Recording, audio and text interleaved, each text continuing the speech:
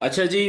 अ, आज का जो हमारा सेशन है बेसिकली वो एक्सटेंशन है हमारे पिछले सेशन की। तो जैसा कि आप दोस्तों को मालूम है कि हम लोग टेक्निकल नॉलेज सीख रहे हैं कि फॉरेक्स का जो बेसिक टेक्निकल नॉलेज होता है वो क्या होता है। तो अभी तक हम टेक्निकल नॉलेज में जो सीख रहे हैं, हम पहला जो इसका कंपोनेंट होता है या पहली चीज जो होती है वो होती है सपोर्ट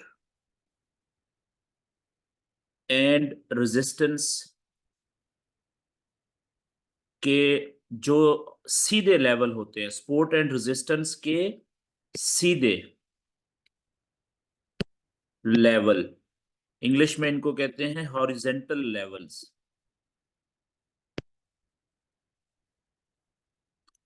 तो ये हम अभी तक हमने सीखा है। ठीक है।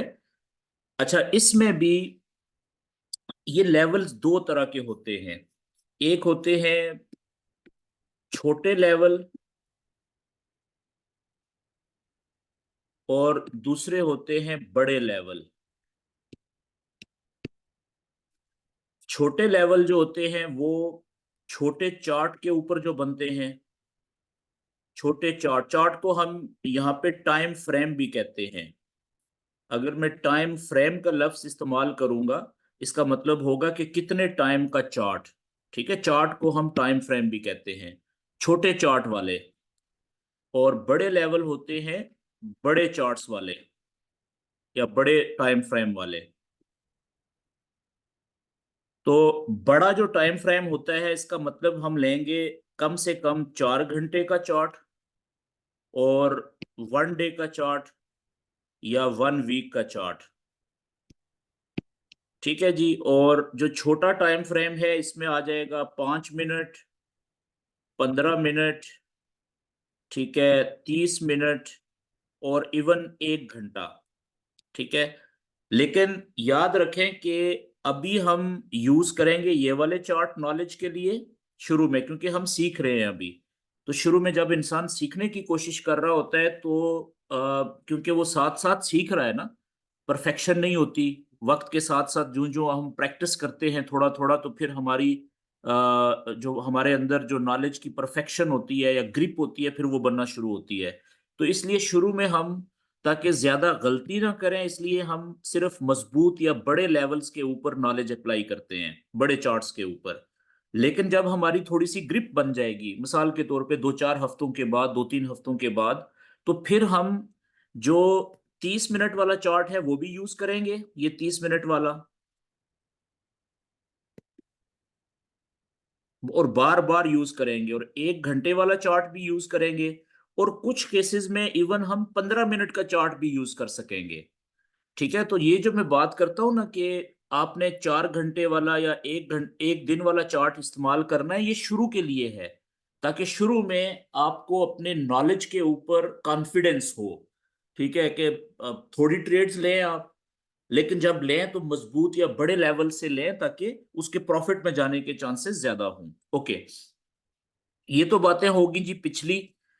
आज की हमारी जो टॉपिक है वो, उसके दो हिस्से हैं।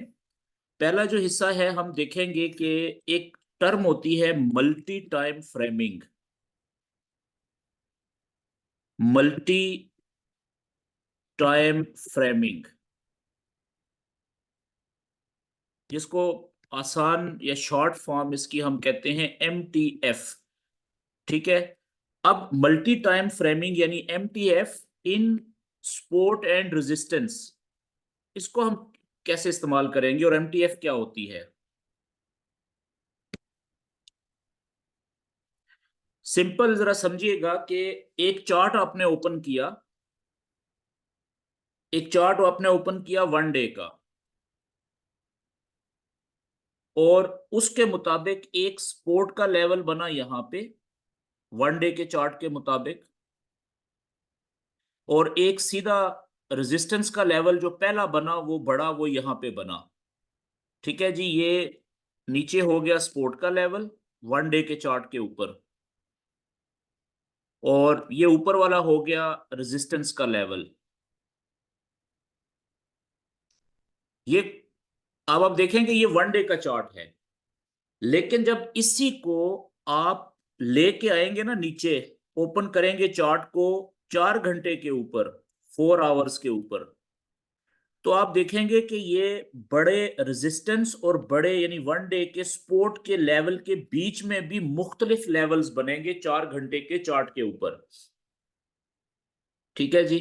तो अब 4 घंटे के चार्ट के ऊपर आपने जो बड़े लेवल्स हैं जहां पे बार बार कैंडल्स बहुत ज्यादा नीचे से ऊपर जाते हुए, ऊपर से नीचे जाते हुए रुक रही हैं, वो अपने लेवल्स जो हैं वो हाईलाइट करने हैं, वो बनाने हैं।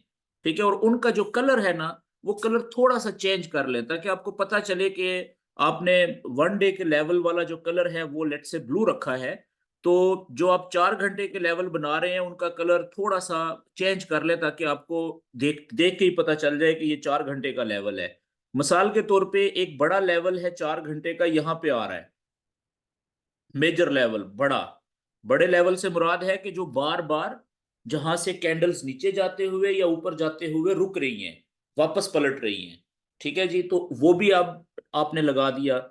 अच्छा, फिर आप देखें कि एक बड़ा लेवल है वन डे वाला और एक 4 घंटे वाला है, इसके बीच में जो खाली जगह है, इसको जब आप देखेंगे मजीद नीचे आके, 4 घंटे से भी नीचे आके 1 घंटे के चार्ट में, तो फिर आप देखें इन दो लेवल्स के बीच में कि कोई बड़ा 1 घंटे का लेवल है जहां पे बार बार कैंडल्स ज्यादा से ज्यादा वापस पलट रही हो, ऊपर जाते हुए या नीचे जाते हुए।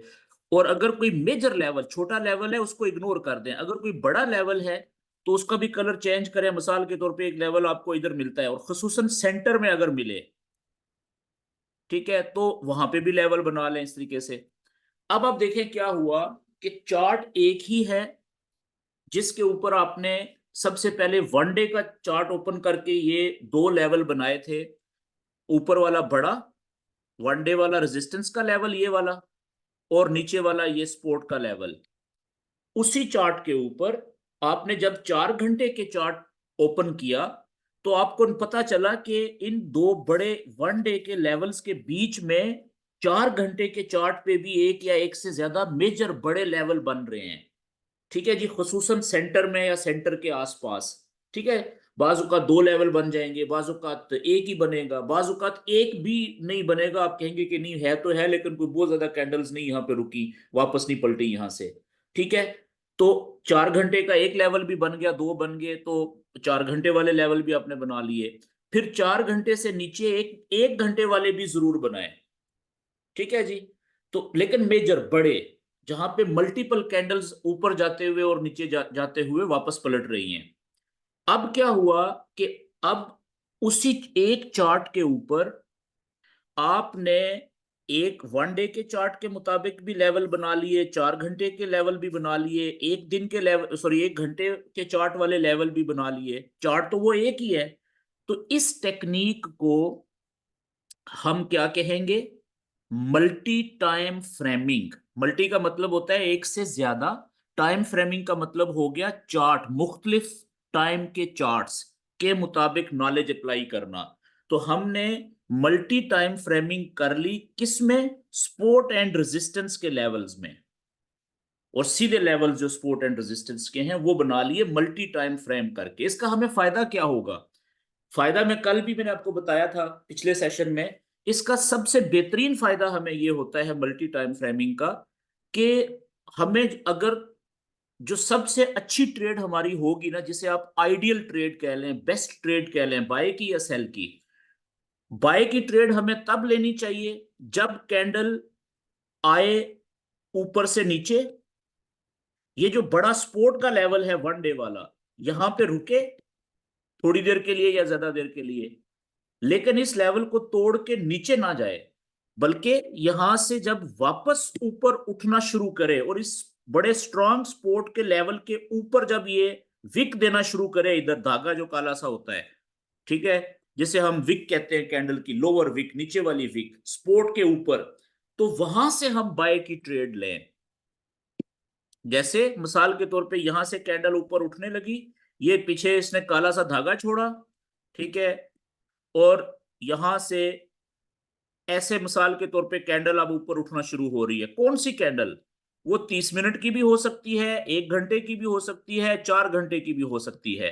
तो अब ये जो कैंडल अभी शुरू हुई है, ये वाली जो मैंने शक्ल बनाई, तो ये क्या बता रही है कि इससे पहले काफी सारी कैंडल्स, एक दो या उससे ज्यादा कैंडल्स ऊपर से नीचे आई, सपोर्ट के लेवल को टक्कर मारी, तोड़ के नीचे जाने की कोशिश करती रही, थोड़ा सा नीचे तक गई, लेकिन फिर वो अल्टीमेटली नाकाम हुई। वापस यहां से अब ये वाली कैंडल है जो लाइव ग्रीन, ये अब नीचे से ऊपर की तरफ उठना शुरू हो गई है, उसकी विक नीचे की तरफ है, सपोर्ट लेवल के ऊपर।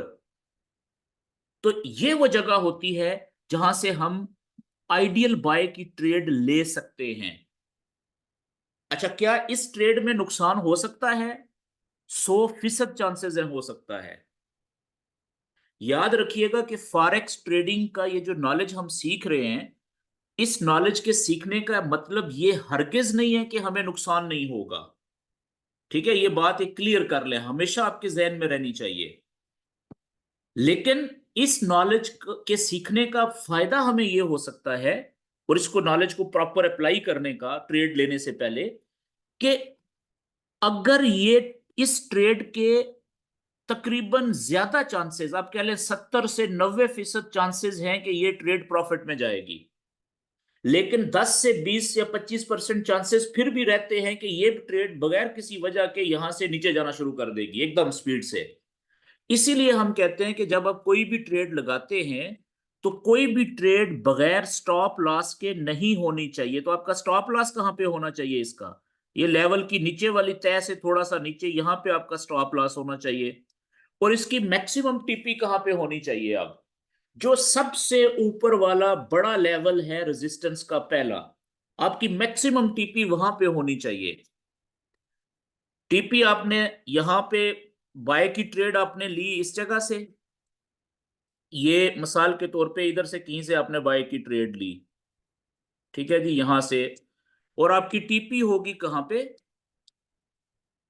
ये ऑल द वे, ये बड़े रेजिस्टेंस लेवल जो बड़ा है उसके नीचे, ये है ज्यादा से ज्यादा बड़ी से बड़ी टीपी कहां पे होनी चाहिए? यहां पे होनी चाहिए।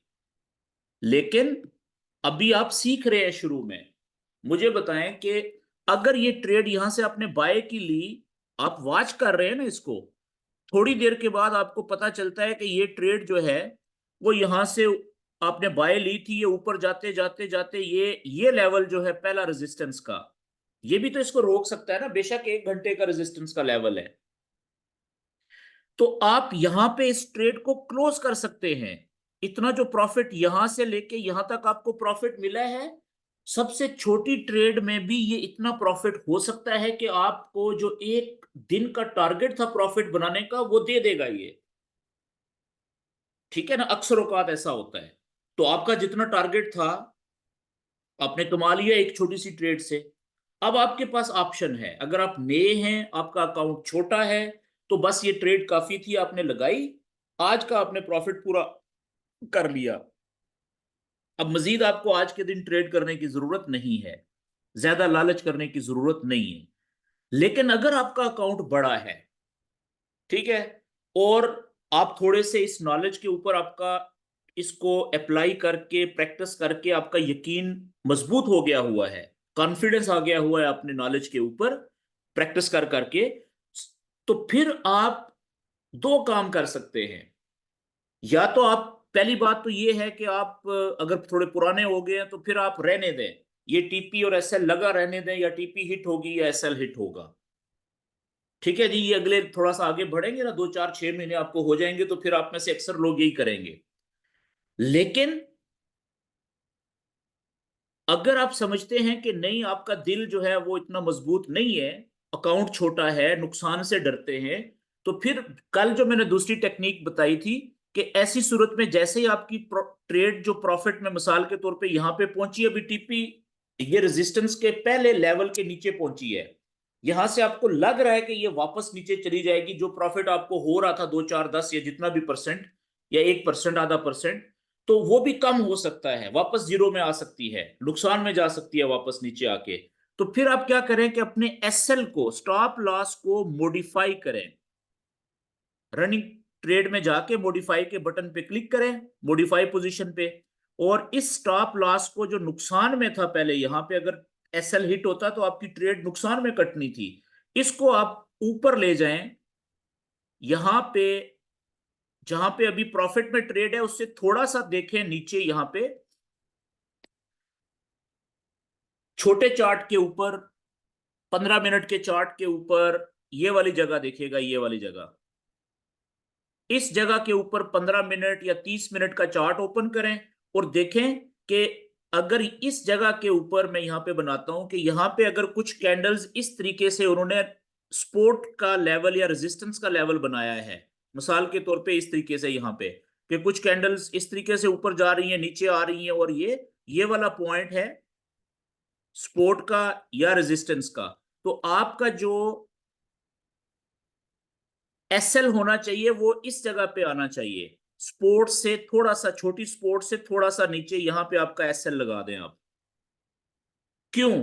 क्योंकि आपकी जो मार्केट है या कैंडल्स चल रही है वो अभी है यहाँ पे इस जगह पे, और ऊपर ये लेवल है, यहां से आपने नीचे से बाय की ट्रेड पकड़ी थी, पहले आपका एसएल यहां पे था नुकसान में, अब आपकी ट्रेड अच्छे खासे प्रॉफिट में आ चुकी हुई है, तो आप डर रहे हैं इस बात से कि अगर यहां से ये वापस नीचे गई तो अगर हो सकता है यहां पे पहुंच जाए नीचे, तो आपकी तो ये ट्रेड नुकसान में जा सकती है, अभी ये अच्छा खासा प्रॉफिट दे रही है, तो आपने एसएल ऐसी जगह पे लगाया लाइव कैंडल के नीचे, सपोर्ट से, छोटी सपोर्ट से थोड़ा सा नीचे, कि जहां पे अगर ये नीचे जाए भी कैंडल यहां से, तो ये सपोर्ट का जो छोटा लेवल है ये इसको रोक दे नीचे जाने से, और यहां से ये वापस ऊपर की तरफ उठे, और हो सकता है कि ये ऊपर उठे यहां से तो इस छोटे रेजिस्टेंस के लेवल को तोड़ के और ऊपर चली जाए। तो अगर आपने एसएल यहां पे लगाया हुआ होता इधर ऊपर कहीं पे, तो यहां पे तो वो उसने थोड़ा सा नीचे आना था तो आपका एसएल हिट हो जाना था, आपकी ट्रेड प्रॉफिट में ही कटनी थी, लेकिन ज्यादा प्रॉफिट तो नहीं ले सकना था, चांसेस ही खत्म हो जाने थे। तो छोटी सपोर्ट के नीचे प्रॉफिट में जब आप लगाएंगे ना एसएल, वो एसएल हिट होने के चांसेस कम हो जाएंगे, कुछ चांसेस ये भी बच जाएंगे कि हो सकता है वो छोटी सपोर्ट ही वहां पे रोके कैंडल को, और वहां से कैंडल ऊपर निकल जाए, और आपका अगर मिसाल के तौर पे यहां पे प्रॉफिट हो रहा था इस जगह पे $10 का या $5 का या $100 का बड़े अकाउंट्स में, तो जब ये यहां पे पहुंची तो अब यहां पे हो रहा है $300 प्रॉफिट, अब यहां पे आप ट्रेड क्लोज कर सकते हैं, काफी हो गया प्रॉफिट, 2-3 गुना प्रॉफिट आप बना चुके हैं। या दूसरा काम यहां पे फिर ये कर सकते हैं कि छोटी सपोर्ट देखें यहां पे, और उसके नीचे जो है एसएल लगा दें, यहां से हटा के इधर ले आए, यहां पे अगर थोड़ा प्रॉफिट आपने सिक्योर किया था और यहाँ पे आपने उससे डबल प्रॉफिट सिक्योर कर लिया है, यहां से अगर ये नीचे जाएगी एसएल हिट होगा तो आपको अच्छा खासा प्रॉफिट तो मिल गया है ना, फिर नीचे जाएगी इधर, यहां से ऊपर उठने लगे तो बाय की ट्रेड ले लें। तो इस टेक्निक से भी आप ये कर सकते हैं कि एसएल को प्रॉफिट में मॉडिफाई करके एडजस्ट करते करते अल्टीमेटली बाज केसेस में, कुछ केसेस में ऐसा भी होगा कि आपकी टीपी ये हिट हो जाएगी और साथ साथ आप एसएल नीचे करते करते करते, यहां पे अगर आप ट्रेड काटते तो थोड़ा सा प्रॉफिट हो रहा था, मिसाल के तौर पे 1% आपके अकाउंट का, आधा परसेंट, यहाँ पे कट काटते 2% हो रहा था, यहाँ पे काटते 3%, यहाँ पे 4%, तो इस एक ट्रेड ने मैक्सिमम प्रॉफिट आपको दे दिया, यानी कि आपका एक हफ्ते का टारगेट पूरा कर दिया है इसने, जितना आपने एक हफ्ते में कमाना था बहुत सारी ट्रेडें करके। ये बात क्लियर होगी जी? बिल्कुल इसी तरीके से हम क्या कर सकते हैं कि सेल की ट्रेड भी ले सकते हैं, तो वो आइडियल ट्रेड होगी सेल की कौन सी, जो हम नीचे से अगर कैंडल ऊपर जाएगी, यहां से ऊपर जा रही है, इधर से हम वेट कर रहे हैं, जब ऊपर देखा कि यहाँ पे पहुंच गई और रेजिस्टेंस के लेवल ने उसको ऊपर जाने से रोक दिया है, जैसे ही वहां से वो नीचे की तरफ जाना शुरू करेगी और कैंडल की विक ऊपर की तरफ बनेगी और रेड कैंडल नीचे की तरफ, तो यहां से कहीं से हम सेल की ट्रेड में इंटर हो सकते हैं। वही टेक्निक टीपी जो हमारा एसएल होगा, वो रेजिस्टेंस के लेवल के ऊपर वाली सतह से थोड़ा सा 15 से 20 पिप ऊपर, यहाँ पे हमारा एसएल हो गया। मैक्सिमम जो टीपी होगी इस ट्रेड की वो कहां पे होगी, वो होगी, जो बड़ी से बड़ी टीपी है वो होगी हमारी ये all the way to the next strongest support level, जो भी पहला सपोर्ट लेवल आ रहा है यहां पे हमारी टीपी होगी, इससे थोड़ा सा ऊपर इधर जाके। तो अब इसकी जो रेशो बनेगी ना, risk and reward ratio, risk to reward ratio, वो 3 गुना से कम 3 गुना बनती है, 2.5-3 गुना से ज्यादा ही बनती है, बाज वक्त 5-5, 6-6 गुना भी बन जाती है। ठीक है जी, तो ये टेक्निक आपने यूज करनी होती है तो मल्टी टाइम फ्रेमिंग जब आप सपोर्ट एंड रेजिस्टेंस के लेवल में यूज करते हैं, उससे आप अपने आप को समझा देते हैं कि आपने जल्दबाजी में ट्रेड में इंटर कोई नहीं होना। अब मिसाल के तौर पे अगर कैंडल है यहाँ पे, इस जगह पे, यहाँ पे कैंडल है, यहां से ऊपर उठ रही है, आप यहां से अगर बाय की ट्रेड में इंटर होंगे तो ठीक है, क्योंकि ये 4 घंटे की सपोर्ट के लेवल से ऊपर उठ रही है। लेकिन यहां से अगर ये तोड़े तो अब आपका एसएल कहां पे होना चाहिए? इस सपोर्ट के लेवल के नीचे से यहां पे आपका एसएल होना चाहिए कि यहां से नीचे जाए तो ये थोड़े नुकसान में कट जाए। लेकिन ये आइडियल ट्रेड नहीं है, ये 50-50 है, यहां से नीचे भी जा सकती है, ऊपर भी जा सकती है। ठीक है। लेकिन अगर यही बाय की ट्रेड आप यहां से लेते नीचे से, तो ये बड़ी आइडियल ट्रेड थी, जिसके 80-90% चांसेस थे कि ये प्रॉफिट में जाएगी और अच्छा प्रॉफिट देगी। तो ये मल्टी टाइम फ्रेमिंग टेक्निक को आप यूज करेंगे अगर अपने चार्ट के ऊपर, तो आपको वो बताएगा कि यार सही जगह पे कहां से हमें ट्रेड लेनी चाहिए, बाय की या सेल की। मजबूत, यानी कि कम से कम 1 डे के बड़े लेवल सपोर्ट के ऊपर से बाय की ट्रेड और रेजिस्टेंस के नीचे जाते हुए सेल की ट्रेड। यहां तक एक बात होगी जी। तो आज का, और इस तरीके से आपने कम से कम 3 4 5 मुख्तलिफ पेयर्स के चार्ट के ऊपर ये लेवल बना के, ठीक है ना, multi time framing major level की करके आपने सेव कर लेना होता है investing.com या tradingview.com के ऊपर। ठीक है। तो ताकि जैसे ही आप चार्ट देखें फ्री टाइम में, जब ट्रेड करने का दिल करे, तो आप फौरन 5 मिनट में या 2 4 मिनट लगाएं और सारे 4 5 चार्ट्स पे जिन पे आपने ये लेवल सेव किए हुए हैं सारे देख लें कि यार, अंदाजा लगा लें कि कहाँ किस चार्ट के ऊपर जो कैंडल है वो बड़े लेवल के नजदीक पहुंचने वाली है। अगर वो वहां से वापस पलटना शुरू करे तो आप बाय एस एल में इंटर हो जाएं, अल्लाह खैर सल्ला, लेकिन प्रॉपर एस एल और टीपी के साथ। ठीक हो गया जी। अब अगली बात बड़ी इंपॉर्टेंट है, जो आज का हमारा दूसरा टॉपिक है। दूसरा टॉपिक हमारा आज का ये है कि बहुत इंपॉर्टेंट बात है ये, कि बिफोर इंटरिंग, नॉलेज के मुताबिक ट्रेड जहां पे मिल रही है आपको, बिफोर इंटरिंग इनटू ट्रेड, कि ट्रेड लेने से पहले बाय की या सेल की, नॉलेज के मुताबिक भी प्लीज वेट। आपने इंतजार करना है, जल्दबाजी फिर भी नहीं करनी। मिसाल के तौर पे ये एक स्ट्रॉन्ग सपोर्ट का लेवल था, 1 डे के चार्ट के मुताबिक एक बड़ा सपोर्ट का लेवल था ये वाला। आप काफी घंटे से देख रहे थे, काफी दिनों से देख रहे थे, इंतजार कर रहे थे कि कैंडल ऊपर है इधर कहीं पे, ये आए नीचे, आए नीचे, आए नीचे। आप इंतजार कर रहे थे कि जब ये यहां पे टक्कर मारे स्ट्रॉन्ग सपोर्ट के लेवल के ऊपर, अगर ये कैंडल सपोर्ट के लेवल को तोड़ के नीचे ना क्लोज हो, नीचे ना जाए, तो जैसे ही यहां से ऊपर उठना शुरू करेगी तो आप बाय की ट्रेड लेंगे, तो ये आपकी आइडियल बाय की ट्रेड हो सकती है ना। लेकिन अक्सर क्या होगा कि जब यहां पे स्ट्रॉन्ग सपोर्ट के लेवल के ऊपर कैंडल पहुंचेगी ना, वो यहां से ऊपर नहीं उठेगी, ऊपर जाएगी फिर नीचे आ जाएगी, ऊपर जाएगी फिर नीचे आ जाएगी, ऊपर जाएगी फिर नीचे आ जाएगी, काफी देर रुकेगी यहां पे। तो ऐसी सूरत हाल में आपको यहां से बाय की ट्रेड में कब इंटर होना चाहिए? इसलिए मैंने लिखा है कि before entering into trade please wait. कुछ चीजें हैं जिसे हम कहते हैं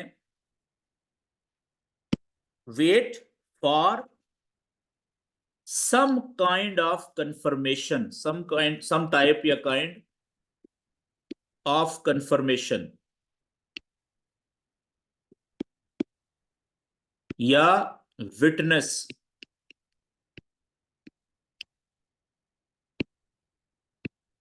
इसका मतलब होता है गवाही या शहादत। वो क्या है कि यहां पे बाय की ट्रेड में आपने तब इंटर होना है, इस सही जगह से भी नॉलेज के मुताबिक, जब आपको ये लगे कि यहां पे कंफर्म हो जाए, गवाही मिल जाए, शहादत मिल जाए कि यहां पे आपके अलावा दुनिया में भी बेतहाशा ट्रेडर यहां से बाय की ट्रेड लेना शुरू कर चुके हुए हैं।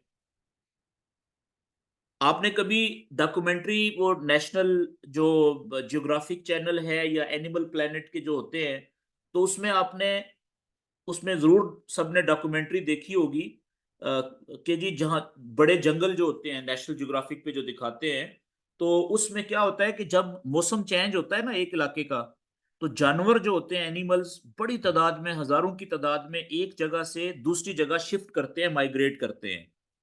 तो वो हजारों की तादाद में चलते हैं, काफिले की सूरत में, जानवरों की बात कर रहा हूं। तो रास्ते में अगर आ जाए कोई नहर या दरिया या नदी जिसमें वो क्रोकोडाइल हों, जो इंतजार कर रहे होते हैं कि जानवर कोई पानी में आए तो हम पकड़ें उसको खाएं, तो वो जानवरों को भी पता होता है कि इसमें होंगे क्रोकोडाइल हैं, ठीक है।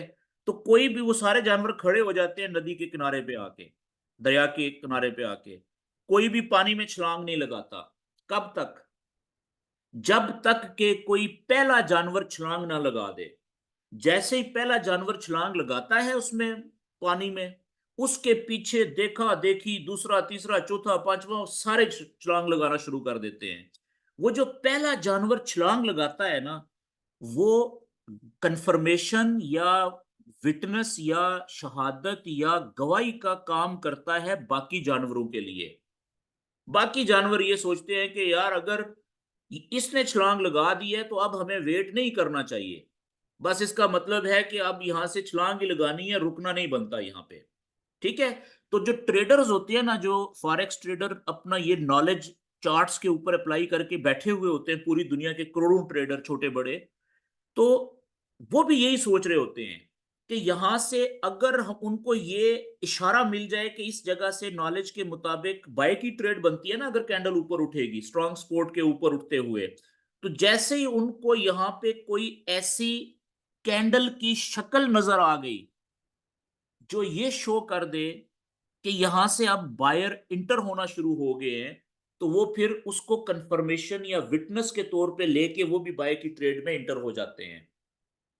अब ये जो कंफर्मेशन होती है या विटनेस होती है, ये मुख्तलिफ किस्म की हो सकती है, 2 से 3 या 4 मुख्तलिफ किस्म की ये कंफर्मेशन हो सकती हैं। ये जो कंफर्मेशन है ना, टाइप्स ऑफ कंफर्मेशंस, कि कितने किस्म की कंफर्मेशन हो सकती हैं, ये मुख्तलिफ हो सकती हैं, 3 से 4 किस्म की हो सकती हैं।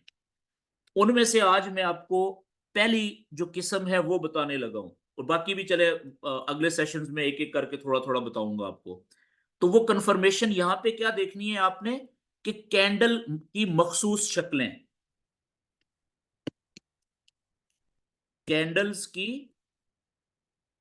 मखसूस शक्ल, अगर कोई मखसूस शक्ल वाली ऐसी कैंडल बन जाए यहां पे, इस जगह पे, जो ये बताए कि जी अब तो बेताशा वायर जो है वो इंटर होना शुरू हो चुके हुए हैं, तो अगली कैंडल जो होती है उसमें फिर लोग ट्रेड में इंटर होना शुरू हो जाते हैं। वो मखसूस शक्लें कैंडल्स की कौन सी हो सकती हैं? अब आप देखिएगा अगले पेज के ऊपर कि ये आपका है जी स्पोर्ट का लेवल स्ट्रॉन्ग, ये वाला स्ट्रॉन्ग स्पोर्ट का लेवल है,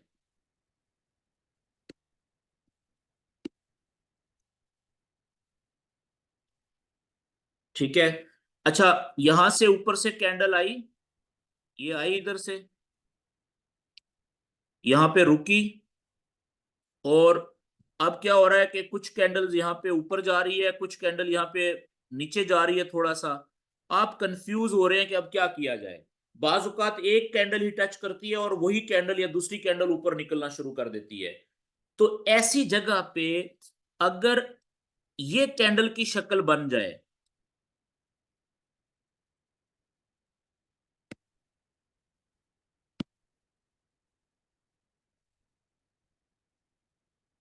अगर इस तरह की कैंडल क्लोज हो जाए,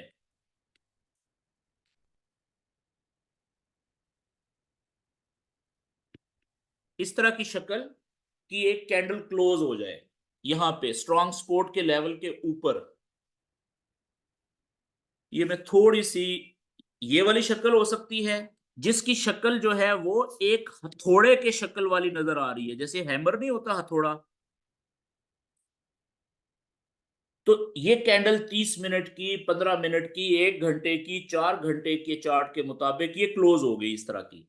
तो इस कैंडल की शक्ल को देख के आपको क्या लग रहा है कि इस कैंडल में जो, जब ये क्लोज हुई, जब इस कैंडल का टाइम पूरा हुआ, तो उस वक्त किसका कंट्रोल ज्यादा था? बायर इसमें ज्यादा थे ट्रेड में, या सेलर का कंट्रोल ज्यादा था? जिसका, अगर बायर का कंट्रोल ज्यादा था ना, जब ये कैंडल क्लोज हुई, इसका टाइम पूरा हुआ, तो इसका मतलब है कि अगली जो कैंडल शुरू होनी है ना, हो सकता है वो, अच्छा पहली बात तो ये कि ये कैंडल ओपन कहां पे हुई थी, क्लोज कहां पे हुई थी? आपको पता है कि ये कैंडल ओपन यहां पे हुई थी, क्लोज यहां पे हुई है। तो जब अगली कैंडल ओपन होनी है, वो होगी कहां पे? इसके क्लोजिंग पॉइंट के आगे, यहां पे ओपन हो गई। अब दो ऑप्शंस होंगे, क्योंकि पहले जो कैंडल क्लोज हुई है उसके ऊपर क्लोज होने के वक्त में बायर का बहुत ज्यादा प्रेशर था, इसलिए ये प्राइस ऊपर जा रही थी। तो अब दो ऑप्शंस हैं। पहला ऑप्शन है कि हो सकता है कि ये कैंडल यहां से जैसे ही नई शुरू हो, तो यही बायर्स का जो कंट्रोल है वो यहां पे जारी रहे, और ओपन होते ही यहां से ही ऊपर जाना शुरू हो जाए। तो ऐसी सूरत में जैसे ही ये कैंडल दूसरी जो शुरू हुई है वो पिछली कैंडल के हाई पॉइंट से ऊपर जाए, तो आपने वहां से बाय करना होता है। दूसरी सिचुएशन क्या हो सकती है कि यहां पे कैंडल दूसरी ओपन हुई, ओपन होने के बाद पहले नीचे आई ऐसे, यहां से, या और नीचे आई यहां से, जहां से भी स्पोर्ट के लेवल के ऊपर अगर आ जाए और यहां पे नीचे विक छोड़ना शुरू कर दे, जितना नीचे आ जाए स्पोर्ट के लेवल के उतना अच्छा होता है। तो यहां से, जहां से भी नीचे आने के बाद जहां से ऊपर जाना शुरू करती है, वहां से आप बाय कर लें, यहां से, यहां से। तो ये सारी जगह बाय की ट्रेड लेने वाली होती हैं। क्यों? क्योंकि दो बातें हो गई। एक, स्ट्रांग सपोर्ट का लेवल है, जिसको दुनिया में सारे ट्रेडर जिनके पास ये नॉलेज है वो बना के चार्ट के ऊपर बैठे हुए हैं और इंतजार कर रहे हैं कि जी आइडियल जगह है, मजबूत लेवल है सपोर्ट का, यहां पे अगर आए ना, टच करे और यहां से ऊपर उठेगी तो हम ट्रेड लेंगे बाय की। ठीक है। और वहां पे भी अगर ये इस तरह की कोई कैंडल की शक्ल ऐसी बन जाए जो बता दे कि इसमें बेताशा बायर इंटर होना शुरू हो चुके हैं अब, तो इसका मतलब है अगली कैंडल ओपन होनी है, तो ज्यादा चांसेस होंगे, 80-90% से ज्यादा, कि अब अगली कैंडल में भी बेताशा बायर्स ने इंटर होना है, क्योंकि मेजर लेवल है, की लेवल है स्पोर्ट का, ट्रेड में इंटर होने के लिए। ठीक है जी। तो इस कैंडल को हम कहते हैं, इस जो कैंडल की शक्ल है ना, इसको हम कहते हैं हैमर। ये वाली मैं यहां पे बनाता हूं स्पोर्ट के ऊपर, ये हैमर यानी हथौड़े की तरह की शक्ल होती है इस कैंडल की। यानी जिस तरह से जो हथौड़ा होता है ना, उसकी डंडी लंबी होती है, ऊपर ये लोहे का टुकड़ा सा लगा होता है, और उसके ऊपर बाजू का थोड़ी सी ऊपर विक निकली होती है, बाजू का इतनी भी होती है, लेकिन इसकी डंडी कम से कम 2.5-3 गुना होना चाहिए इसकी बॉडी से, या उससे भी बड़ी। अच्छा, इसका कलर जो होता है हैमर का, इसको आप क्या कहेंगे? हैमर। इसका कलर मैटर नहीं करता बॉडी का, ग्रीन भी हो सकता है और रेड भी हो सकता है। इसको हम कहते हैं जी हैमर, हथौड़ा। ये एक कंफर्मेशन कैंडल का शक्ल है या पैटर्न है। और इसका कलर जो होता है बॉडी का, वो क्या हो सकता है? वो रेड भी हो सकता है, एक ही बात है, 19-20 का ही फर्क होता है। क्लियर होगी बात? अच्छा, ये एक अकेली कैंडल है। दूसरी कैंडल एक मखसूस शक्ल की यहां पे बन जाए, मैं आपको इस तरह करता हूं, तीन शक्लें बताता हूं बाय की कैंडल्स की, और तीन बताता हूं जो है वो, जो उसकी होती है सेल की ट्रेड, जो रेजिस्टेंस के लेवल के नीचे अगर बने तो, कहाँ बाय और ट्रेड की। तो ये तो होगी एक हैमर। अच्छा, इसके अलावा यहां पे अगर दो कैंडल्स की शक्लें बन जाएं इकट्ठी, कैसे? आगे चलते हैं। मिसाल के तौर पे ये स्ट्रांग सपोर्ट का लेवल है, और ऊपर से कैंडल्स आई, आ रही हैं, आप इंतजार कर रहे हैं, यहां पे टकराने के बाद सपोर्ट के स्ट्रांग लेवल के ऊपर पहली कैंडल बने रेड कलर की। मिसाल के तौर पे ये कैंडल क्लोज हुई रेड कलर की, लेकिन इसकी जो शक्ल है वो रेड होनी चाहिए, स्पोर्ट के ऊपर बनी क्लोज हुई है, और इस कैंडल का साइज जो है वो जितना भी है लेकिन कलर रेड होना चाहिए, शक्ल कोई भी हो इसकी। ठीक है, मिसाल के तौर पे ऐसी कैंडल क्लोज हो गई। और इसके बाद एक अगली कैंडल जो थी 30 मिनट की, 15 मिनट की या 1 घंटे की, छोटे टाइम फ्रेम में, 5 मिनट, 5 मिनट की कैंडल के अलावा, 5 मिनट को नहीं यूज करना आपने। यहां पे एक अगली कैंडल बनी कुछ इस तरीके से कि उसकी जब वो क्लोज हुई, ठीक है, अच्छा ऐसी भी हो सकती है, बाज औकात नीचे और ऊपर थोड़ी सी विक भी हो सकती है। लेकिन एक खास बात है कि इसकी बॉडी जो है ना, ये कैंडल का साइज जो है, ये पिछली कैंडल से काफी बड़ा है। दूसरा, पहली कैंडल जो थी वो रेड कलर की थी, लेकिन और साइज भी छोटा था। दूसरी कैंडल जो उसके बाद बनी है वो ग्रीन है, लेकिन उसका जो बॉडी है पिछली कैंडल से कम 1.5 गुना 2 गुना है, कम से कम। ऐसा लग रहा है जैसा कि दूसरी कैंडल ने पहले वाली कैंडल को कवर कर लिया है, मुकम्मल तौर पे ढांप लिया है, कवर कर लिया है। ठीक है ना? पहली कैंडल को आप क्या कहेंगे? रेड कलर को बेरिश कैंडल। जो कैंडल रेड कलर में क्लोज होती है वो ये बताती है कि प्राइस नीचे गई है, यानी बेरिश कैंडल कहते हैं उसको। लेकिन जो दूसरी कैंडल है जो ग्रीन कलर की है, बड़ी है, ये क्या बता रही है? जब क्लोज हुई तो ग्रीन कलर बना, इसको हम बुलिश कैंडल कहेंगे, यानी ऊपर जाने वाली कैंडल। तो याद रखें कि जब स्ट्रॉन्ग सपोर्ट के लेवल के ऊपर इस तरह की दो कैंडल्स बन जाएं कि पहली कैंडल रेड कलर की हो, छोटे साइज की, और दूसरी कैंडल उसके बाद जो है वो ग्रीन कलर की क्लोज हो जाए, लेकिन साइज उसका पहली कैंडल से 1.5 2 गुना या उससे भी ज्यादा हो, और इसको हम, इस दो कैंडल के कॉम्बिनेशन को हम कहते हैं, ये जो दो कैंडल्स हैं स्पोर्ट के ऊपर, ऐसी जगह जहां से हम नॉलेज के मुताबिक बाय की ट्रेड ले सकते हैं, इस कॉम्बिनेशन को हम कहते हैं बुलिश इनगल्फिंग पैटर्न। क्या? कि ये जो दूसरी कैंडल है ये बुलिश बनी है, ग्रीन क्लोज हुई है और बड़े साइज की है, जो ये बता रही है कि अब इसमें बेतहाशा बायर इंटर होना शुरू हो चुके हैं, बाय की ट्रेडें लेना शुरू हो चुके हैं। और उससे पिछली कैंडल जो थी वो रेड थी, उसमें सिर्फ सेलर्स थे, क्लोज हुई लेकिन सपोर्ट को तोड़ के नीचे नहीं जा सकी क्योंकि छोटे साइज की रेड कलर की कैंडल क्लोज हो गई। तो अब क्या होगा कि जब अगली कैंडल शुरू होगी, यहां पे जो नेक्स्ट कैंडल यहां पे जब शुरू होगी, तो ओपन तो इधर से कहीं से होगी ना, वो यहां से थोड़ा ऊपर थोड़ा नीचे से। अब फिर वही दो बातें होंगी। पहली बात है, हो सकता है कि ये यहां से ही ओपन होने के बाद ऊपर दौड़ लगा दे ऐसे। तो इस सूरत में जैसे ही ये पिछली कैंडल का जो हाई पॉइंट था उसको क्रॉस करके ऊपर जाएगी, तो यहां से लोग बाय की ट्रेड में एंटर हो जाएंगे। लेकिन बेस्ट क्या होता है कि इंतजार करें। हो सकता है कि यहां से ओपन होने के बाद अगली कैंडल नीचे आए पहले, तो जितना नीचे आती है ना सपोर्ट के लेवल के नजदीक आती है, इंतजार करें अगर आती है। वरना जहां से ऊपर की तरफ उठना शुरू होती है यहां से अगर, तो वहां से बाय की ट्रेड में एंटर हो जाएं। अगर नीचे आती है तो यहां से बाय की ट्रेड में एंटर हो, लेकिन एसएल और टीपी के साथ, प्रॉपर एसएल के साथ। तो ये पैटर्न दो कैंडल्स वाला हो गया जी, बुलिश पैटर्न है ये भी। इसको कहते हैं, अच्छा, engulfing bullish, engulfing pattern. Bullish का मतलब ग्रीन बड़ी कैंडल, उसने इनगल्फ कर लिया है, यानी इनगल्फ करना कहते हैं टोटल, मुकम्मल तौर पे ढांप लेना, कवर कर लेना अपने से उलट और छोटी कैंडल को जो पीछे थी। तो इस शक्ल को, दो इस तरह की कैंडल्स को हम बुलिश इनगल्फिंग पैटर्न कहते हैं। ये बात क्लियर होगी जी। अच्छा, तीसरा एक और बता देता हूं जी यहां पे, बुलिश पैटर्न के, ये एक स्ट्रॉन्ग सपोर्ट का लेवल है बड़ा, वैसे ही ऊपर से कैंडल्स आई, वेट कर रहे थे, यहां पे स्ट्रॉन्ग सपोर्ट के लेवल को नहीं तोड़ के नीचे गई।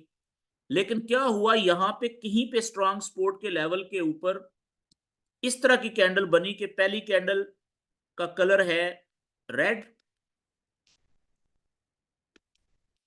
ठीक है जी, फर्ज, लेकिन वो थोड़ी बड़ी कैंडल है मिसाल के तौर पे। उसके बाद स्पोर्ट के लेवल के बिल्कुल ऊपर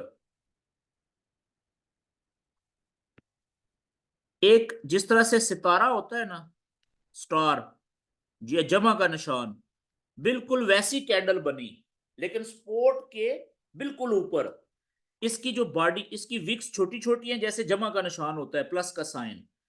और इसका कलर जो है, बाजुकात कुछ भी नहीं होता बॉडी का, बाजुकात रेड भी हो सकता है, बाजुकात ग्रीन भी हो सकता है, कलर मैटर नहीं करता, लेकिन छोटी सी बॉडी है और छोटी छोटी विक्स है, जमा का निशान नजर आ रहा है। ये क्या, दो कैंडल्स ने क्या बताया? पहली कैंडल जो रेड है, ये बता रही है कि ये ऊपर से प्राइस नीचे तो आई है, लेकिन सपोर्ट के लेवल को तोड़ के नीचे नहीं जा पाई, है बेरिश कैंडल। अगली कैंडल क्या बता रही है, छोटी, कि प्राइस खड़ी रही है उधर ही, 50-50, ऊपर भी थोड़ी सी गई, वापस थोड़ी सी नीचे आ गई। अब तीसरी कैंडल अगर यहां पे बन जाए बुलिश किसी भी शक्ल की, green candle,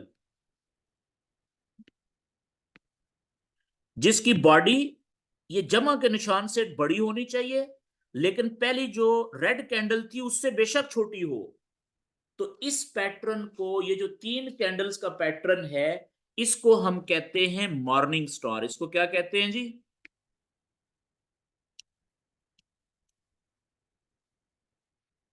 morning star pattern. ठीक है। अब इसमें देखें, कैंडल्स की तीन तीन कैंडल्स होनी चाहिए ये। पहली कैंडल स्ट्रॉन्ग सपोर्ट के ऊपर, रेड कैंडल है थोड़ी सी बड़ी साइज की, लेकिन सपोर्ट को तोड़ के नीचे नहीं जा पा रही। दूसरी कैंडल ने सिग्नल दिया कि जी 50-50 है, अभी डिसाइड नहीं हो पा रहा कि ये मैच किस तरफ जाएगा, ऊपर जाएगी कैंडल के नीचे जाएगी। ठीक है। तीसरी कैंडल जो क्लोज हुई, चाहे वो 15 मिनट की है, 30 मिनट की है, 1 घंटे की है, या 4 घंटे की है, ठीक है, तो वो क्लोज हुई बुलिश। उसने क्या बताया तीसरी कैंडल ने, कि जनाब बायर इंटर होना शुरू हो चुके हैं। तो अब जब ये तीसरी कैंडल इस तरह से क्लोज हो गई कि ये तीनों कैंडल्स मिलके मॉर्निंग स्टार का पैटर्न बना दिया, तो अब ये बाइंग सिग्नल बन गया है बेतहाशा ट्रेडर्स के लिए, जिनको पता है कि मॉर्निंग स्टार पैटर्न अगर बनेगा स्ट्रॉन्ग सपोर्ट के ऊपर, तो इसका मतलब है कि अगली कैंडल से लोगों ने बाय होना है, ज्यादा चांसेस है। ठीक है जी, ये बड़ा बड़ा फेमस पैटर्न है ये। तो अब आगे वही दो ऑप्शंस, कि अगली कैंडल जो शुरू होगी वो होगी इधर से कहीं से, ओपन होगी। दो ऑप्शंस होंगे, पिछली कैंडल के हाई को तोड़े ऊपर तो बाय की ट्रेड में एंटर हो जाए, या जितना नीचे आए सपोर्ट के नजदीक वहां से ऊपर जाना शुरू हो तो उधर से बाय हो जाए। ये बात क्लियर होगी जी। अब अभी तक थोड़ा सा रीकैप करते हैं, अभी तक हमने क्या बातचीत की। हमने ये बात की कि आपने सपोर्ट एंड रेजिस्टेंस के लेवल बनाने हैं, कम से कम 1 डे के चार्ट के, लाइव कैंडल के ऊपर और लाइव कैंडल के नीचे, और आइडियल, और फिर मल्टी टाइम फ्रेमिंग करनी है, 4 घंटे के लेवल और उसके बाद 1 घंटे के लेवल। तो फिर आपने इंतजार करना है, अगर बाय की ट्रेड लेनी है तो कहां पे कि कैंडल आए किसी 1 डे के सपोर्ट के बड़े लेवल के ऊपर और वहां से ऊपर उठना शुरू हो गई है उठना, तो एकदम से बाय की ट्रेड में मत लें, इंटर ना हो, बल्कि इंतजार करें कि किसी, ये अभी तक मैंने तीन मुख्तलिफ किस्म की शक्लों की कैंडल्स बताई हैं आपको, बुलिश ट्रेड, बाय की ट्रेड लेने से पहले कोई भी शक्ल बन जाए इनमें तीनों में से, उसके बाद यानी कि वो कंफर्मेशन हो जाए, गवाही मिल जाए आपको कि दुनिया में और ट्रेडर भी बाय की ट्रेड लेना शुरू हो चुके हैं, तो उसके बाद इंटर हूं ट्रेड में, बाय में। इससे क्या होगा कि आपके प्रॉफिट में ट्रेड के जाने के चांसेस ज्यादा हो जाएंगे, और ये आपकी ट्रेड में एंट्री होगी सब्र के साथ, नॉलेज को इस्तेमाल करके, पेशेंस के साथ। तो याद रखिएगा कि जो ट्रेडर होते हैं ना कामयाब, वो वही होते हैं जो नॉलेज को सीख के, नॉलेज के मुताबिक, लालच कम से कम करके और सब्र के साथ इंतजार करके, तसल्ली करके ट्रेड में इंटर होते हैं। जल्दबाजी करने वाले ट्रेडर ज्यादातर कामयाब नहीं होते फॉरेक्स में, क्योंकि वो बेचारे, एक तो जल्द उसके अंदर सब्र नहीं होता, नॉलेज को अप्लाई नहीं करते, या अप्लाई करने की जरूरत महसूस नहीं करते, और फिर वो जल्दबाजी में इंटर हो जाते हैं। तो वो अक्सर नुकसान में ही रहते हैं जब तक कि वो ये सारी चीजें उनके अंदर अपनी इंप्रूव ना कर लें, ठीक ना कर लें, करेक्शन ना कर लें। यहां तक ये बात हुई। आगे जी 5-7 मिनट, यही 3 मखसूस किस्म की शक्लें में पैटर्न अब आपको बता देता हूं कि अगर आपने सेल की ट्रेड में ट्रेड इंटर होना है तो वो वहां पे ये पैटर्न कैसे बनेंगे। अब देखिएगा, मैं रिवर्स पैटर्न में बनाऊंगा जी। ऊपर फर्ज करें कि ये रेजिस्टेंस का लेवल है बड़ा ऊपर, ये क्या है, रेजिस्टेंस का लेवल, स्ट्रॉन्ग, आइडियल वाला, मजबूत। तो आप वेट कर रहे हैं कि यहां से कैंडल ऊपर आए, ऊपर रेजिस्टेंस के लेवल को टक्कर मारे, रुके, उसके बाद यहां से कैंडल्स अगर इसको तोड़ के ऊपर ना जाएं रेजिस्टेंस के लेवल को, और यहां से रेजिस्टेंस के लेवल के नीचे से, इधर से कहीं से भी, इतनी सी जगह में से जब वो यहां से नीचे जाना शुरू हो तो आपने सेल की ट्रेड लेनी है, सेल की ट्रेड में इंटर होना है। ठीक है। लेकिन अब प्रॉब्लम यह है कि इतनी सी जगह में कहीं पे भी सेल की ट्रेड में इंटर होने से पहले अगर आपको कोई कंफर्मेशन हो जाए तो उससे आपका हौसला और ज्यादा बढ़ जाएगा ना। एतमाद के साथ आप सेल में की ट्रेड में इंटर होंगे कि और हमसे पहले काफी सारे और लोग भी, आप देखें ना कैंडल की शक्ल बता रही है कि इसमें सेल के लोग इंटर होना शुरू हो गए हैं। ठीक है, तो आपका एतमाद बढ़ जाएगा।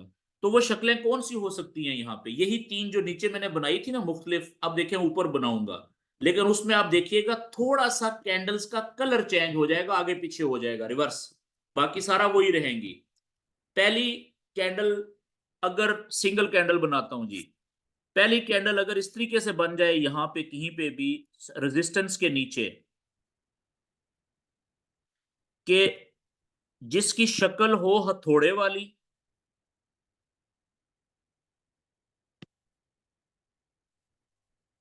लेकिन उसका जो डंडा है ना वो हो ऊपर की तरफ, उल्टा हथौड़ा कह लें आप। ठीक है जी। आप नामों को छोड़ें तो आप कंफ्यूज होंगे, अब आगे आपको खुद ब खुद पता चलता जाएगा कि इसको क्या कहते हैं। ठीक है।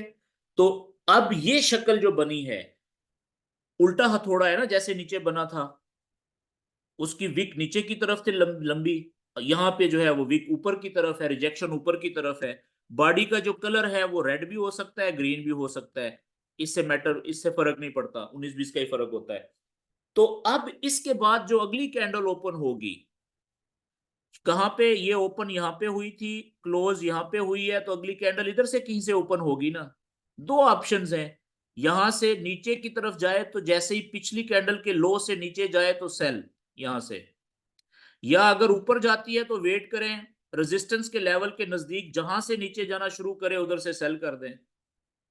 लेकिन एसएल के साथ, एसएल कहां पे होगा, रेजिस्टेंस के लेवल की ऊपर वाली जो दीवार है उससे भी 15 से 20 पीप ऊपर, यहां पे एसएल होना चाहिए। टीपी किधर होनी चाहिए, बड़ी, अगला स्ट्रॉन्ग जो सपोर्ट का लेवल है यहां पे, इधर टीपी होनी चाहिए। रास्ते में क्या करना चाहिए, जो छोटे लेवल्स आएंगे सपोर्ट के, वहां से ये रुक के वापस जा सकती है। ठीक है, तो वहां पे आप या तो प्रॉफिट लेके मुनासिब निकल जाएं, या फिर अपने एसएल को मॉडिफाई करते रहें, थोड़ा प्रॉफिट सिक्योर करके सीखते भी जाएं और प्रॉफिट के चांसेस भी बढ़ाते जाएं। पहला तो ये हो गया। अच्छा, ये तो होगी अकेली। ठीक है जी कैंडल, दूसरी कैंडल कौन सी है, जो हमने नीचे बुलिश इनगल्फिंग बनाई थी। अब आप देखें जो बुलिश इनगल्फिंग कैंडल थी, उसमें पहली कैंडल रेड थी छोटे साइज की, और दूसरी जो थी वो बड़ी थी ग्रीन कलर की। यही जब ऊपर हम रेजिस्टेंस के लेवल पे देखेंगे तो ये चेंज हो जाएगा इसका। ठीक है। कैसे चेंज होगा, कि यहां पे आप देखें कि ये ऊपर गई इधर से, ये आप इंतजार कर रहे थे, ये कैंडल्स ऊपर गई यहां पे, ये रेजिस्टेंस का स्ट्रॉन्ग लेवल है। तो यहां पे आप देखें कि अगर यहां पे एक कैंडल जरा नीचे से ऊपर जा रही है तो एक कैंडल पहली कौन सी बनने के चांसेस है, ग्रीन कलर की। स्पोर्ट के लेवल पे जो पहली कैंडल थी वो कौन से कलर में क्लोज हुई थी, रेड, रेड कलर में। अब ऊपर कैंडल ऊपर जा रही है तो रेजिस्टेंस के नीचे पहली कैंडल जो होनी चाहिए वो ग्रीन होनी चाहिए, साइज बेशक उसका छोटा है। लेकिन अगर यहां पे इससे अगली कैंडल बड़ी बन जाए, शक्ल उसकी कुछ भी हो लेकिन वो बड़ी इतनी होनी चाहिए कि पिछली कैंडल को मुकम्मल तौर पे कवर कर ले, तो मुझे बताएं कि ये जो कैंडल है दूसरी वाली, ये साइज में पहली कैंडल से बड़ी भी है और रंग में उलट भी है। तो ये दूसरी कैंडल क्या बता रही है कि इस कैंडल में बेतहाशा लोगों ने सेल की ट्रेड में इंटर होना शुरू कर दिया हुआ है। गवाही मिल गई। अब क्या होगा इसके बाद, जब तीसरी कैंडल शुरू होगी तो दो बातें होंगी। ठीक है, अब यहां पे इस पैटर्न को आप क्या कहेंगे, यहां पे नीचे था बुलिश कैंडल, ग्रीन कैंडल ने इनगल्फ किया था, इसलिए बुलिश इनगल्फिंग कहा था। यहां पे किसने किया है, बेरिश कैंडल ने। इसको हम पैटर्न को कहेंगे बेरिश पैटर्न, बेरिश इनगल्फिंग। लिख देता हूं चलें, ये इस दो कैंडल के जब इस तरह का रेजिस्टेंस के लेवल के नीचे अगर ये बने जहां से सेल की ट्रेड नॉलेज के मुताबिक लेनी चाहिए, तो इसको कहेंगे बेरिश इनगल्फिंग पैटर्न। तो क्या होगा इसके बाद, वही दो ऑप्शन, यहां पे की पे ओपन होगी अगली तीसरी कैंडल, दो ऑप्शन है, जब प्रीवियस कैंडल के लो से नीचे जाए तो सेल। लेकिन बेस्ट ये है कि वेट करें, अगर ऊपर जाके ना रेजिस्टेंस के लेवल के नीचे से जहां से नीचे जाना शुरू करे उधर से सेल कर दें। लेकिन टी एसएल के साथ और टीपी के साथ, और बीच में फिर रिस्क को मैनेज भी करें एसएल को मॉडिफाई करके। ये देखें, अब ये दूसरा पैटर्न हो गया। अब तीसरा पैटर्न मैंने आपको बुलिश का बताया था, मॉर्निंग स्टार का। ठीक है जी, अब मैं आपको बताने लगा हूं एक मॉर्निंग स्टार का उलट क्या होगा, इवनिंग स्टार। एक सुबह का सितारा होता है, एक शाम का सितारा होता है, ये ना मॉर्निंग का उलट इवनिंग होता है। तो अगर बाय की ट्रेड के लिए तीन कैंडल्स के कॉम्बिनेशन को इस तरह को हम मॉर्निंग स्टार कहते हैं, तो फिर इसका उलट है सेल की ट्रेड के लिए इवनिंग स्टार। ठीक है, नाम भी बड़ा सिंपल है, याद रहने वाला। उसमें क्या होता है कि स्ट्रॉन्ग रेजिस्टेंस के लेवल के नीचे, ये स्ट्रॉन्ग रेजिस्टेंस का लेवल है, इसके नीचे आप इंतजार कर रहे हैं कि नीचे से कैंडल जो है वो ऊपर आएगी। ठीक है जी, और रेजिस्टेंस के लेवल को तोड़ के ऊपर ना जाए। यहां पे कुछ इस तरीके से कैंडल बने कि एक कैंडल की बॉडी ग्रीन क्लोज हो, ग्रीन कैंडल, उसके बाद जो अगली कैंडल है दूसरी, वो रेजिस्टेंस के लेवल के बिल्कुल नीचे एक जमा का निशान जैसी बने, 50-50 वाली। ठीक है, जिसकी दोनों विक्स बराबर भी हो और बड़ी ना हो, बॉडी या तो छोटी सी हो, कलर उसका ग्रीन हो या ब्लैक हो या रेड हो, एक ही बात है। और उसके बाद जो तीसरी कैंडल बने, ठीक है, वो कलर उसका क्या होना चाहिए, रेड होना चाहिए, जो बताए कि जी अब ये जाने लगी है बेरिश। इस कैंडल का साइज, इस जो स्टार है जमा का निशान, इससे कम डबल या उससे बड़ा होना चाहिए। लेकिन पहली कैंडल से जो ग्रीन है उससे बेशक छोटा भी हो, बड़ा भी हो तो चलेगा। ठीक है जी, तो इस पैटर्न को अब देखें, ये हो गया उलट मॉर्निंग स्टार के। ये देखें, मॉर्निंग स्टार में पहली कैंडल थी रेड, इवनिंग स्टार में पहली कैंडल है क्या, ग्रीन। दूसरी जो स्टार था, इसको डोजी कहते हैं वैसे, लेकिन आप कलर नाम को छोड़ें कंफ्यूज होंगे। जमा का निशान था स्पोर्ट के ऊपर, यहां पे आ गया रेजिस्टेंस के नीचे। और तीसरी कैंडल मॉर्निंग स्टार में थी ग्रीन कलर की, लेकिन यहां पे आ गई तीसरी कैंडल रेड कलर की। तो इसके बाद क्या होगा, अगली कैंडल जो शुरू होगी वो ओपन इधर होगी। दो ऑप्शंस हैं, पिछले के लो पॉइंट से नीचे जाए इधर तो सेल, या ऊपर जाए तो वेट करें, रेजिस्टेंस के लेवल के नजदीक से जब नीचे जाना शुरू हो तो सेल। लेकिन प्रॉपर एसएल और टीपी के साथ। ठीक हो गया जी, अब आपने क्या करना है, आज की प्रैक्टिस कैसे करनी है कि आपने सपोर्ट एंड रेजिस्टेंस के लेवल्स भी बनाने हैं, हॉरिजेंटल के सीधे लेवल, उनके अंदर अपने चार्ट्स के ऊपर मल्टी टाइम फ्रेमिंग भी करनी है, कम से कम 3 टाइप्स की लेवल्स बनाने हैं। यानी आप 1 डे का भी बनाएं, 4 घंटे का भी बनाएं और 1 घंटे का भी बनाएं। और तीसरा काम ये करना है कि आप यूट्यूब के ऊपर हैमर, ठीक है, ये होता है बुलिश ट्रेड के लिए, और हैमर का जो उलट है बेरिश ट्रेड के लिए, उसको हम कहते हैं शूटिंग स्टार, जो उल्टा हथौड़ा होता है, ठीक है, या इन्वर्टेड हैमर कह लें। और प्लस बुलिश इनगल्फिंग और बेरिश इनगल्फिंग और मॉर्निंग स्टार और इवनिंग स्टार की शक्लें देखें हम लोग, कुछ छोटी छोटी वीडियोस देखें, वो आपको बता रहे होंगे कि ये बड़ी इस तरह से बनती हैं। तो क्या यही शक्लें हैं मखसूस किस्म की? नहीं, 4-5 और भी हैं, लेकिन उनमें से ज्यादा इंपॉर्टेंट ये शक्लें हैं 3 जो मैंने आपको बता दी हैं। ठीक है जी, ये आपकी प्रैक्टिस है। अगले सेशन में इंशाल्लाह, जो उम्मीद है कि कल ही होगा, तो फिर हम इससे अगला कुछ टॉपिक शुरू करेंगे। ठीक है जी, नॉलेज दूसरा टेक्निकल, उसके आखिर में मैं आपको कंफर्मेशन का कोई दूसरा तरीका बता दूंगा कि अगर ये शक्लें ना मिले तो फिर दूसरी तरह की कोई कंफर्मेशन मिल जाए, या तीसरी तरह की कोई कंफर्मेशन मिल जाए, तो फिर आप ट्रेड में इंटर हो सकते हैं। ठीक हो गया जी। अब आज का सेशन यहाँ पे होता है खत्म। इसके बाद हमारा है जी क्वेश्चंस और आंसर का सेशन। रिकॉर्डिंग होती है बंद, और अब आप अपने माइक